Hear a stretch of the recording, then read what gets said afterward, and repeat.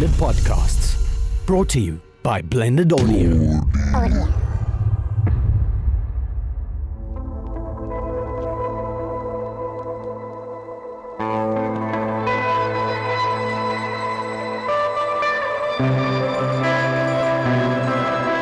Yo, this is Sound Vibes. I am your host, and he's also your host.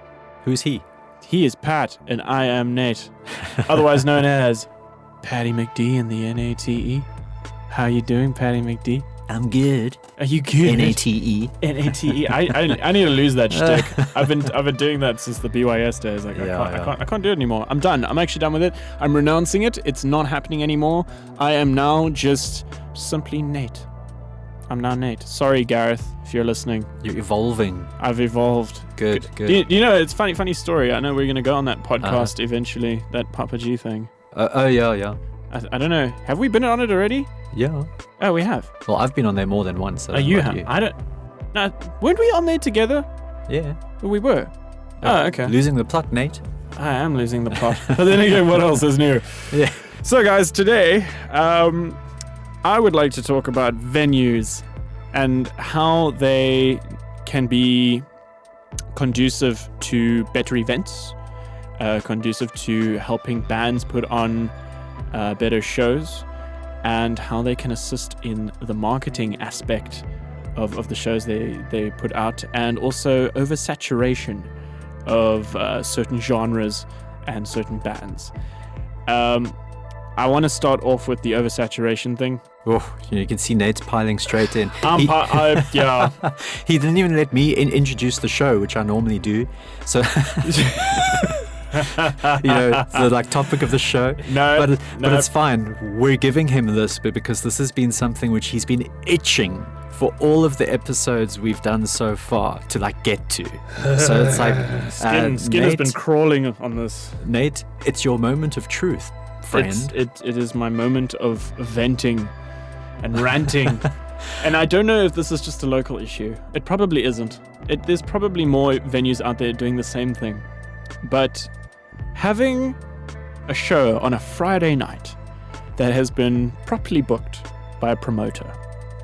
Right, I'm going to work in scenarios here just to paint a pretty picture for you. We have a promoter who has put on the show. He's booked it 2 months in advance. He's got 3 of that town's top bands of that genre. Right? Great.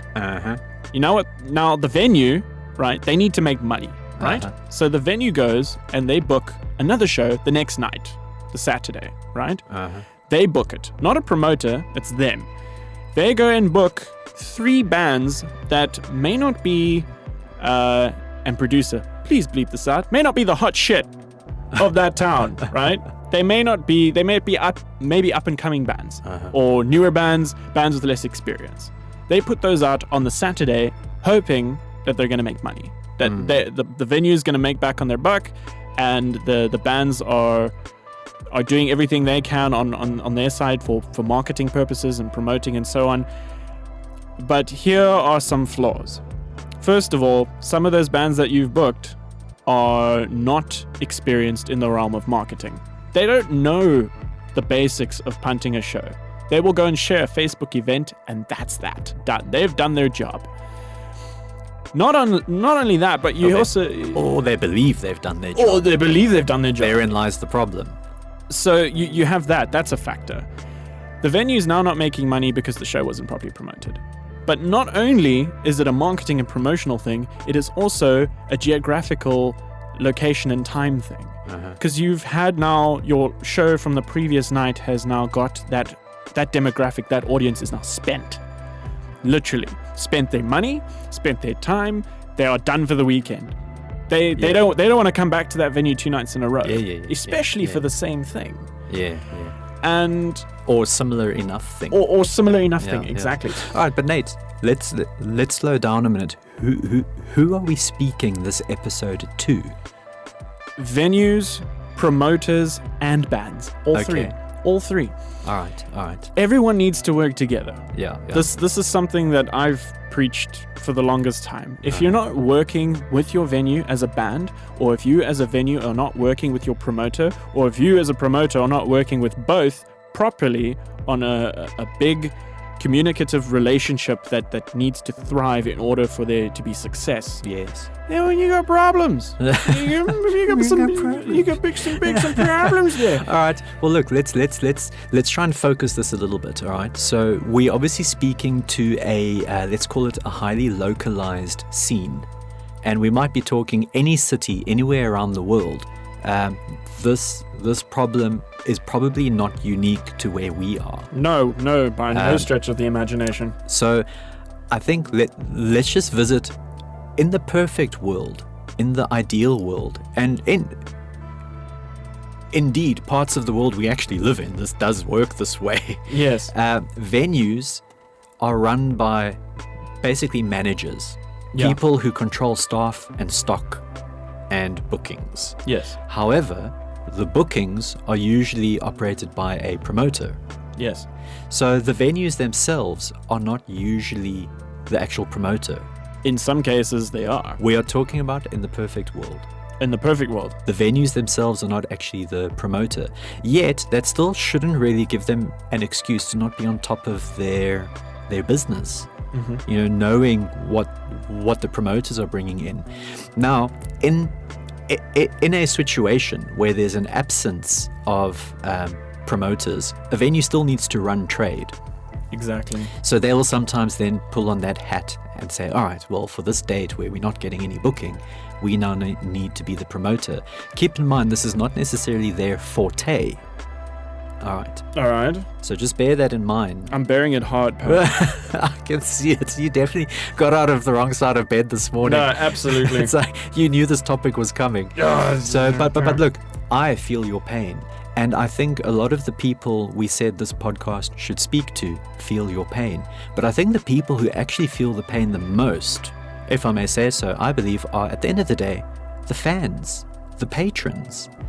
Well, when they... Yeah, because there's nothing worse than coming out expecting this amazing night out.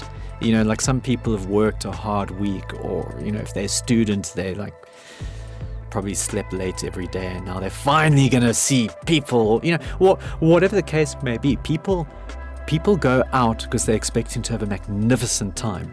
Yes. But now they arrive at this venue, which is really lackluster attendance. It just doesn't have a vibe. It doesn't feel like it was a worthwhile outing. Now, it was money not well spent. What can you do to avoid this? I'll tell you. All right. I'll tell you. Good. All right. Let's have it. Okay. First things first. Open communication. That is of utmost importance. Uh-huh. Between who and who?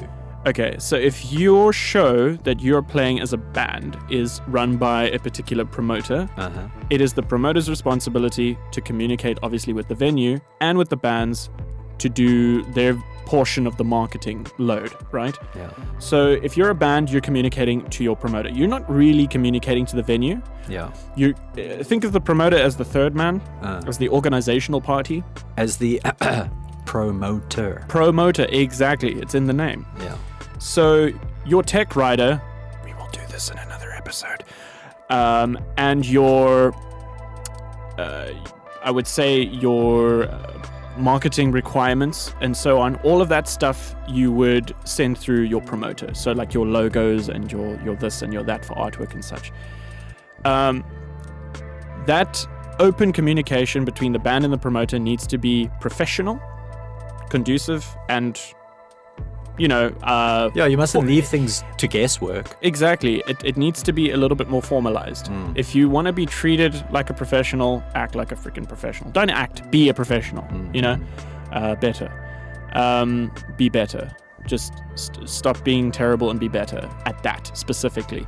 The promoter's job, and promoters, if you're listening, there are very few in our town now.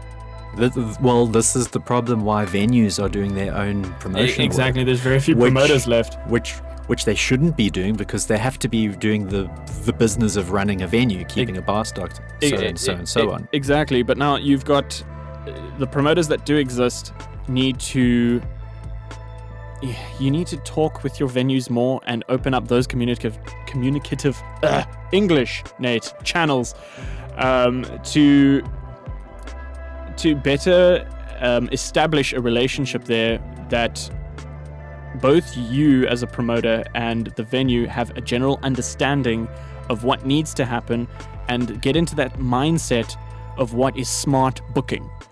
You don't want to oversaturate a certain market, especially if that market is niche and you only have one shot at doing it a month. Yeah. Or even every 2 or 3 months. You only have one shot at doing it right. Yeah. If you do it right one night, another promoter or another venue across a few suburbs away are going to do it as well, maybe on the same night. Ridiculous. Yeah. But that's another conversation for another time, is venues talking to each other. But that's... All right, well, tell you what. Let's because in my mind, the word missing from this conversation right now is strategy. I like it. So I like it. I'm kind of getting the feeling that, like, what you're describing is that venues have, for the most part, or at least the kinds of venues we're talking about, don't have a clear strategy. Promoters don't have a clear strategy. Bands don't have a clear strategy. Look, some do, but if one has a clear strategy, but no one else does, like, let's say, I mean, look, a lot of bands I work with or have been part of do have clear strategies, but those strategies fall flat because the other parties in the sphere of operation, i.e. promoters and venues, don't have clear strategies. Then, like, being a band with a strategy, we're talking locally too. Yeah. Like, it's pointless. Yeah, but because your strategy is going to be undermined at, like, every step of the way. 9 times out of 10, bands don't perform at certain venues for that very reason. Yes. And then because the venue has a poor strategy. And then the people wonder why. The fans, like, as you were saying, the people that are getting disserviced the most are the fans, because now people in a certain geographical location can no longer experience decent, well put together shows, well thought out, well strategized shows, because two of the parties, or even one of the parties, are not coming to the party, so to speak. So, look, locally, I can say from personal experience, there are very few venues that are so on top of things. Like, they're always on it. When you deal with them, you know what you're getting. But some venues have absolutely no cooking clue what's going on. Yeah. So this is the issue that you're speaking to, is like venues which are basically poorly run.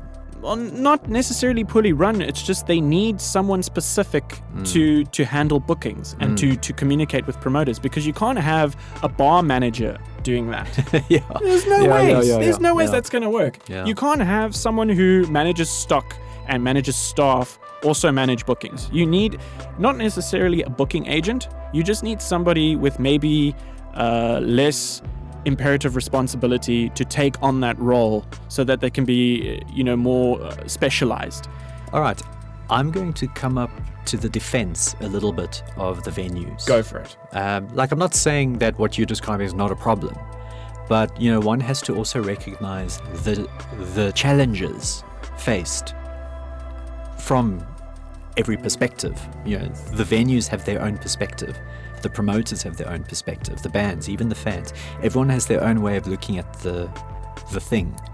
So from a venue point of view, what are their big issues? Their big issues is they have square meters that need to be paid for, rent, every month.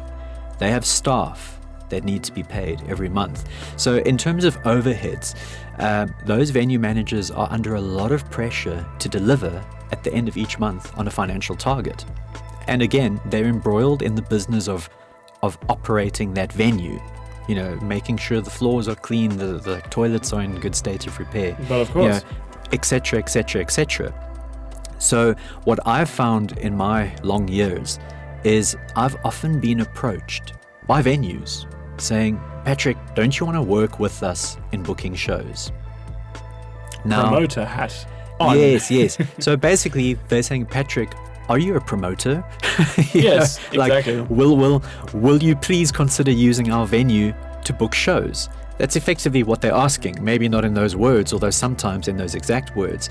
But it comes down to, they are not the experts on what's happening in the scene. And let's face it, the scene, as we call it, is a rapidly mutating creature. You know, like what is hot and trendy today is not going to be what's hot and trendy tomorrow.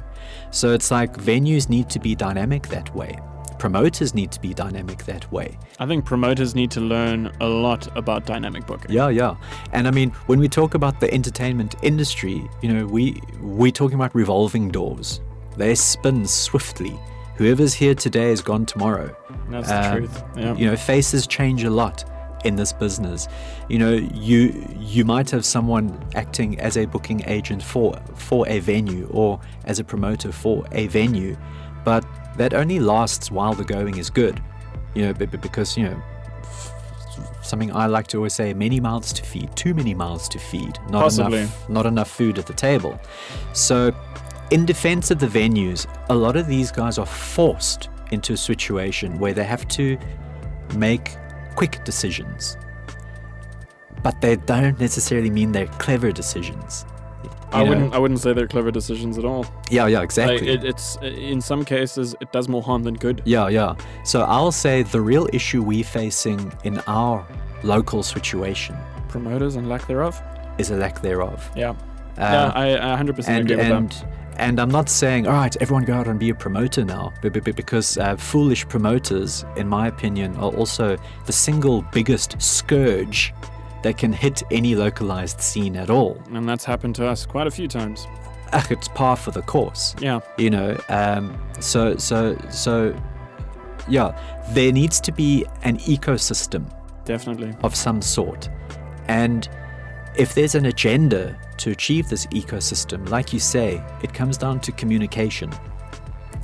Unfortunately, not a lot of people are coming to that party. Promoters are not communicating with each other. Venues are not communicating with each other.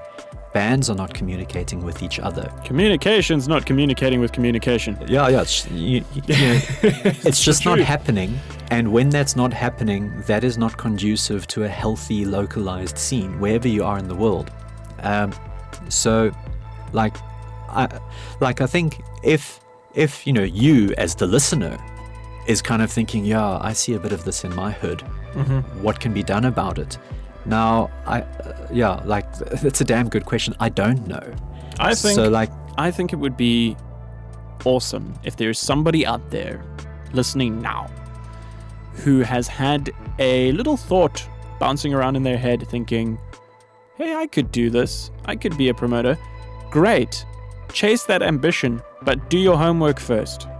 Yeah. I would say if you're aspiring to be somebody who wants to put really cool shows together, and it doesn't matter what music scene you're in, if you're looking to put together good shows, go out, speak to your venues, learn who runs those venues, build relationships with those people. Yeah. All right, well, Nate, let's be careful now. Before we start prompting people out to be promoters, what makes a promoter?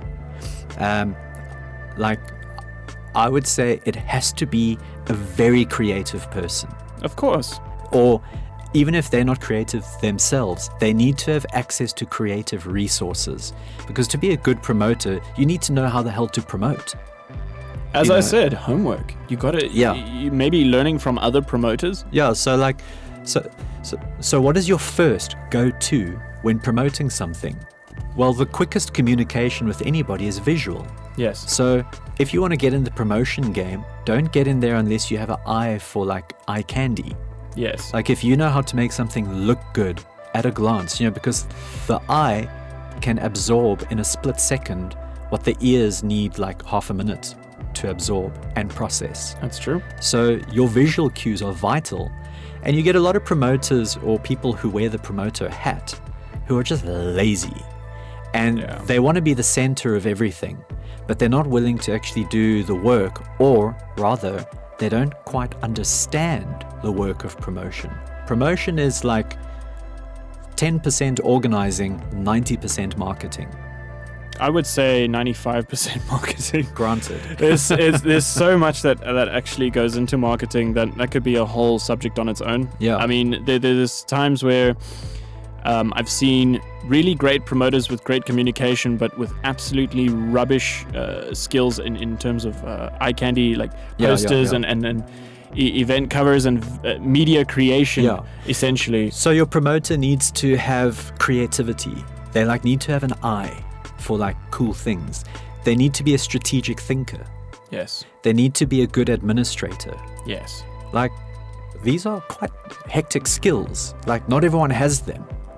So it's not everyone can be effective as a promoter. And this is what we see a lot. People do it because they want to help out their buddies, or they've been asked to, and so on and so on and so on.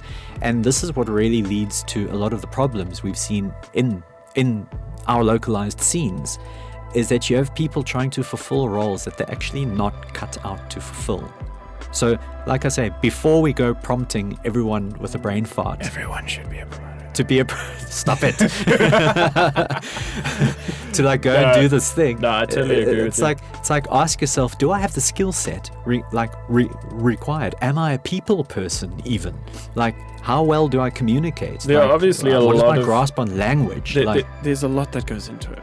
We've established that. Yeah. However, there are people out there that are on the right track but don't have the guidance. Yeah.